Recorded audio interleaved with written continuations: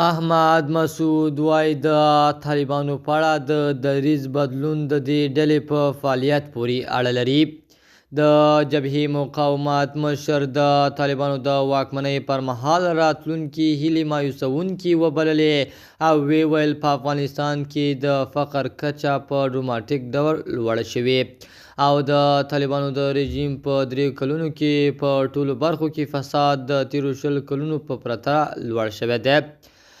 د افغانستان د ملي مقاومت جبهې مشر د خوراکي توکو نړیوال بحران او انفلاسیون ته په اشارې سره وویل دغه شرایط د طالبانو د ناکامۍ واکمنۍ ترڅنګ په راتلونکي پړاو کې د افغانانو د بېوزلۍ د پراخېدو لاملونه دي.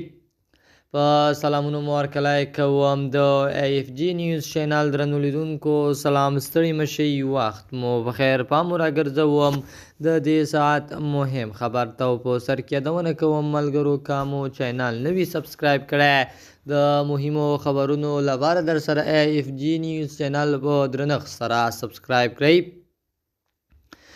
دا مهال د ملي مقاومت جبهې مشر احمد مسعود په فرانسه کې ژوند کوي. نوموړي د دغه سفر په ترڅ کې د فرانسوي د سیاسي ګوندونو له یو شمېر مشرانو او په دغه هیواد کې له میشتو افغانانو سره وکتل او دغه په نوم د یو کتاب د چاپ په مراسمو کې ګډون وکړ. احمد مسعود د طالبانو یو له هغو څو مخالفو مشرانو څخه دی چې لا هم د طالبانو پر ضد د وسلوالې مبارزې خبرې کوي او فکر کوي چې طالبان د وسلوالو له ژبې پرته په بله ژبه نه پوهیږي. نوموړي فرانسې ته د خپل سفر پر مهال پوښتنو ته یې ځوابونه وویل. د دې مرکې د محتوا او تحلیل لپاره اړین دي چې ځینې ټکي بیان کړو. د AFG نیوز چینل درنو لیدونکو دا زموږ د دې ساعت چمتو شوی خبر تر بیا خیر چارې د الله په امان.